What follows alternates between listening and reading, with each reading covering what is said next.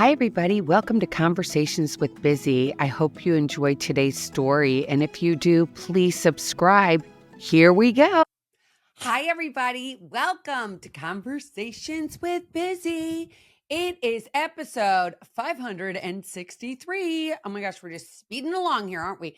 So, how is everybody this week? I hope you had a fabulous weekend and that you're having a great week so far. It's only Tuesday, so we haven't had much to be like, I hate this. So, I hope so far so good. And today's title is You Don't Know What to Do. You're lost. Tips for letting go. It's so interesting to me these days. For one, when I got sober almost 19 years ago, I'm going to have 19 years, you guys, on the 14th. It's kind of crazy this week. Next week, I'm going to talk about my story, but this week I'm not going to talk about it. But what I am going to talk about is wanting to have, at least I've always wanted to have, a neon light that says, go this way, and you're going to have a life beyond your wildest dreams. All you needed was a neon light or a burning bush. Say, go this way, and everything's going to work out the exact way you want it to. Life is going to be perfect, and you can't wait.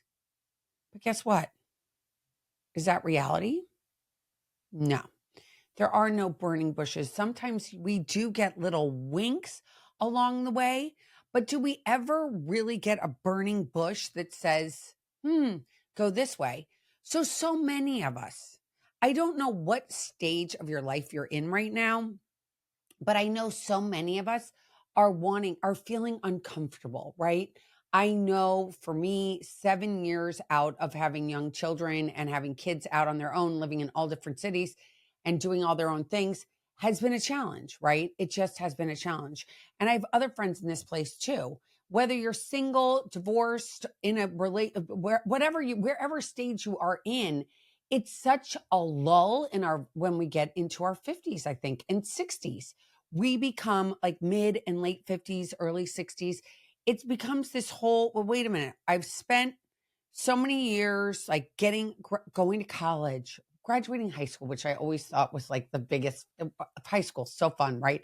And you think back to it and it was so horrible while you were there, but it was so many memories from that. Then you meet your person you're going to be with. I wish I had known then that maybe it was worth fighting for something rather than throwing in the towel, but I cannot digress. So anyway, so then you get married and then you have these kids. And then life becomes really, really, really busy. It's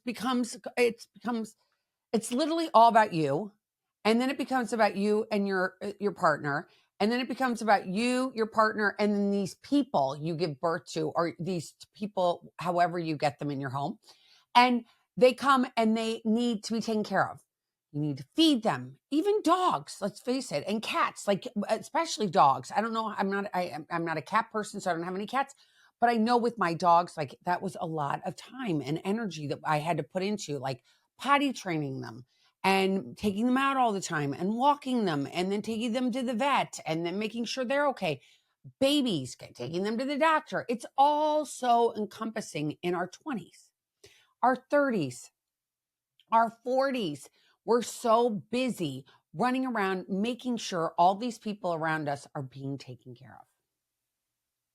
And then one day, all those people that you've been taking care of have decided to fly the coop.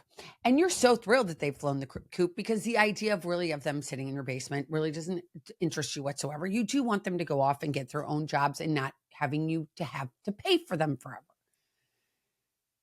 And they leave. And all of a sudden, you're in your house. And the house that's been buzzing with noise, constant noise, knocking at doors, people coming over, having to drive somebody somewhere, having to make dinner, having to clean out the dishwasher. Well, you still have to do that. And you still have to do laundry. You just don't have as much to do. But all these things that took up so much of our time are now this quiet,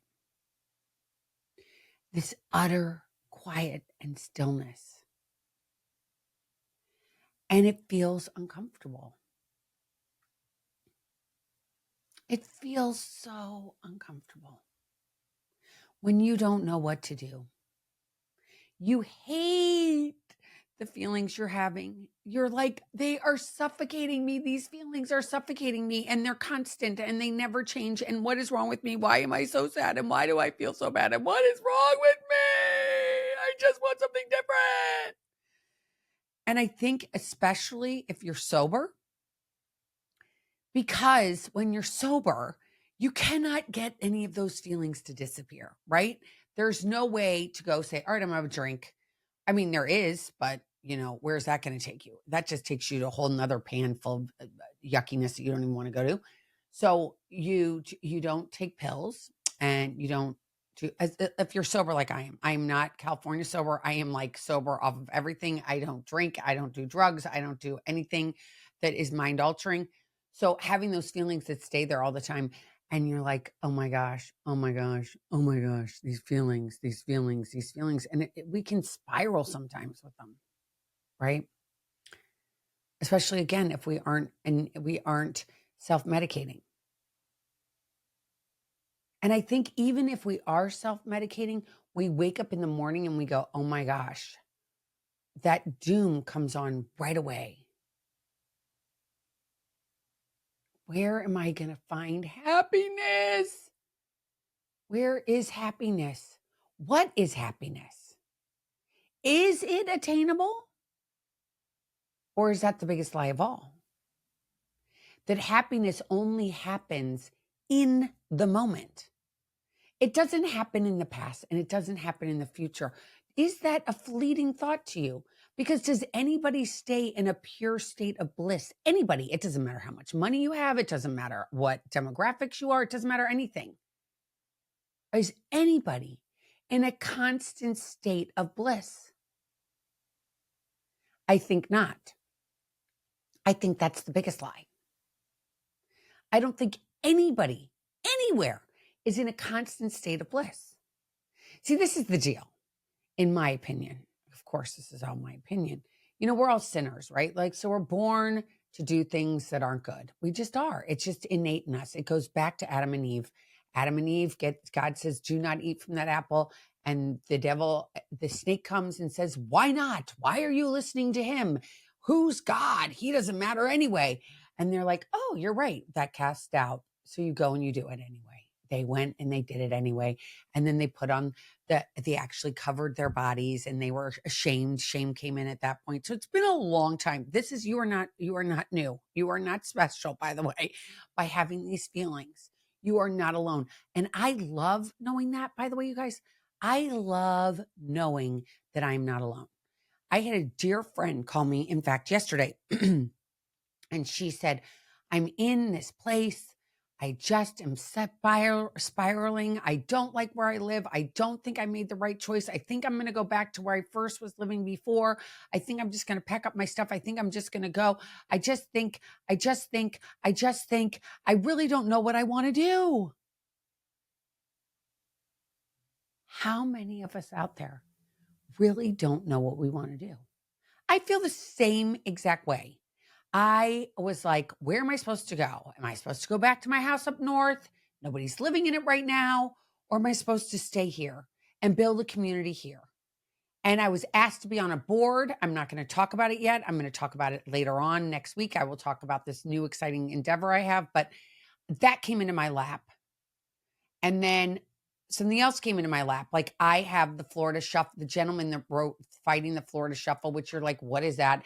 It's about what's going on in treatment in South Florida. And if you are out there or someone you love, you have to come and listen on Thursday because you're going to be overwhelmed. This is Dave Ehrenberg, who wrote the book, Fighting the Florida Shuffle. Amazing. That fell into my lap. I had no idea what the Florida Shuffle was. Now I do. And I want to fight it, you guys. I am like, oh, I'm so mad.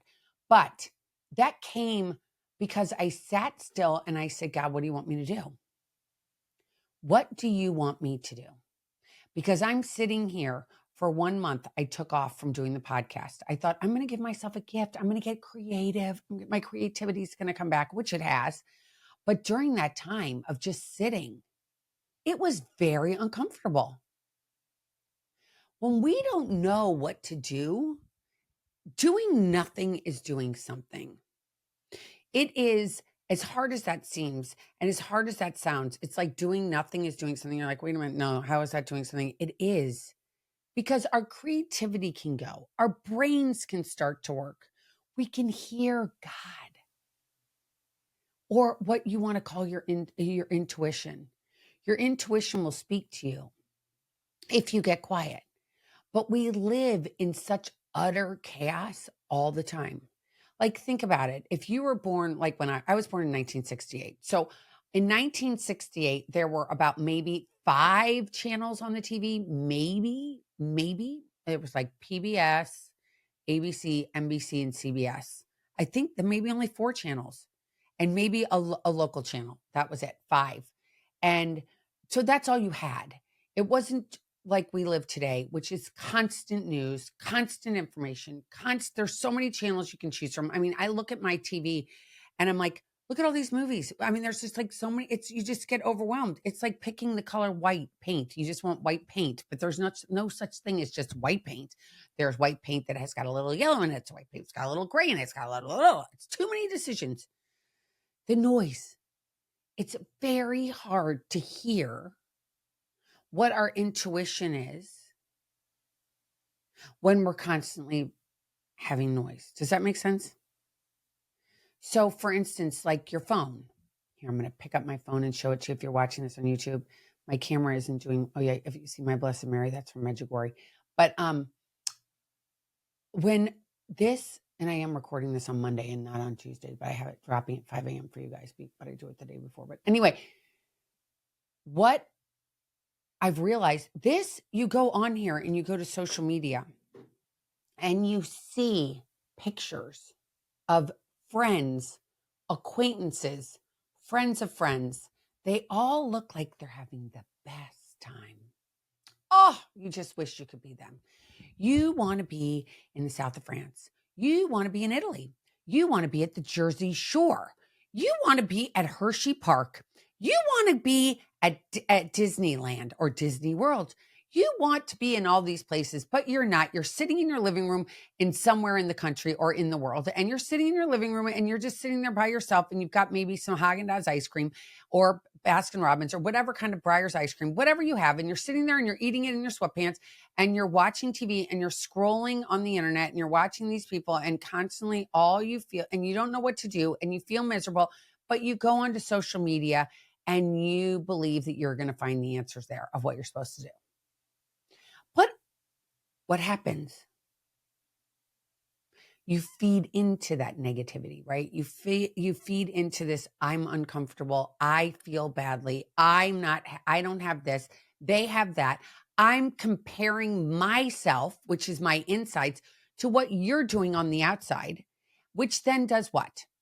It makes one of you bigger and one of you less. Now, if I'm a gambling woman, which I'm not, but I would bet that you are the one, I would be the one that is going to be the one that's sitting there feeling less than. I am going to feel like a loser. I'm going to feel like, why do I have this life? What am I supposed to be doing? I'm sitting here eating ice cream in my sweatpants, and everybody else has these fabulous vacations, and it's the summertime, and I'm sitting here in my house, and I have to go to work tomorrow, and it's a stupid job, and I hate it, and da, la, la, la, la, la. And you go down this total rabbit hole. Is there any grace in that? Is there any self-love in that? Is there any self-compassion?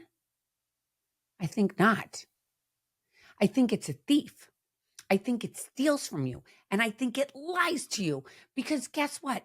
Nobody has a perfect life. Nobody. No one. No one. That's the biggest lie. No one. I don't even care if you're Jeff Bezos and whatever, Lauren Sanchez. God, who wants to look like her? Not me. I mean, the scariest thing is they have all this money, but who cares? It's just stuff. It's just noise. You're not taking it with you at the end of your life. It's just crap that you just carry around in these bags, and you got to have it. And I need more of it. And I need to fill this hole. I thought when I was drinking that I had to fill, something was wrong with me. I didn't want to have feelings. But the reality is I have feelings, and feelings aren't facts, And I learned that when I got sober. And feelings are going to come like the wind. One day it might be raining, and one day it might be snowing, and one day it might be sunny. And it's just like your feelings are going to go up and down. And it's our jobs as human beings to regulate those feelings and not react to them, to realize what we're feeling. It's uncomfortable. I'm feeling envy. I'm feeling jealousy. I'm feeling shame. I'm feeling remorse. I'm feeling sadness. But if we live in a place rather than in comparison and we just get quiet, we journal. That's a big thing for me, you guys. Every night I've been journaling for weeks now since I got for over a month. Every night before I go to bed, I write the date and I write out my day and the highlights, the lowlights, and how I got through the day and what insights I have. I completely recommend you getting a notebook and writing every night before you go to sleep. It is a game changer. Game changer. Waking up in the morning while you're having your coffee, get out another notebook, a separate notebook, and write down 10 things you're grateful for. You can start with 5. I write 10, but you can write 5 or whatever it comes to, and then maybe you'll elaborate on them. Some days I just write, I'm grateful for my snoring dog on the floor. And some other days I get really elaborate and I go into why I'm grateful, what it is I'm grateful for, and it's much longer depending on the day. But the act of doing that gets our brain looking at, oh my gosh, this is what I'm grateful for. This is what I'm not grateful. This is what I'm grateful for. This is what I can be happy for today. And then at the end of the day, again, writing out how your day went, and it gives you a completely different perspective. Lastly, I believe that writing with a pen and paper, it gives you the sense of like giving a direction right to God. Now, this I learned from somebody a long time ago, that the writing is like talking straight to God. It's like instead of going, oh my gosh, I'm just going to write to write. No, it's writing because it's just pen to paper gives you a sense of like, I'm writing this. I'm not doing this, not to say that phones are bad and writing notes in phones is bad, but you actually using a pen, writing on a piece of paper is just it's an act of just gets you motivated. I don't know. It's something in it that gives me, somebody told me that it's a direct line to God, and I believe them. And it has been so helpful for me. You know, we might not have all the answers today. We might not know what to do, but we have to use that time as a time of grace and a time of just stillness. We have so much noise again in our lives that stillness and in silence is when we can hear God, when we can hear our intentions. And we all want to run away from that because we think, I need to feel this and I need to feel that. No, what if you just get quiet and you listen? Turn everything off in your house. Put down your phone. Listen. Listen. You might hear the answers you've been looking for all the time. But if you don't take that time, you will never give yourself the opportunity to hear what God wants you to hear what your intuition is telling you. If it's saying, go move to a different place in the north, go move out west, go move to a different country, whatever that may be. But if we don't take the time to get quiet, we won't have the opportunity to hear. Life is a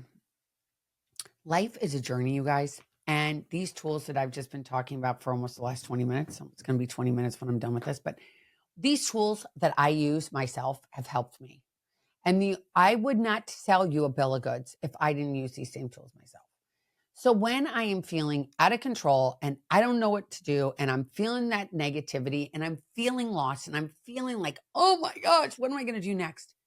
Take a deep breath, write down your gratitude. At night, write that journal piece. And remember, it's time to get quiet. You should not be on social media if you're feeling like this, by the way. If you're feeling like, I don't know what to do, Don't go on social media and compare yourself. That's like torture. It's like literally taking yourself and hanging yourself by your fingernails. Like, who would ever do that? No one. Take care of you. Love you. Because if you don't love you, who's going to? Reach out to me anytime with any questions, comments at elizabeth@elizabethchance.com. Please subscribe and share this episode with your friends and family. And wherever you're listening to it, please like and subscribe. Thanks for listening to Conversations with Busy. I hope you enjoyed today's show. If you did, if you could subscribe, that would mean the world to me. And follow me on all social media. And you can also get my newsletter every Friday morning into your inbox. Just go to elizabethchance.com and subscribe. Take care.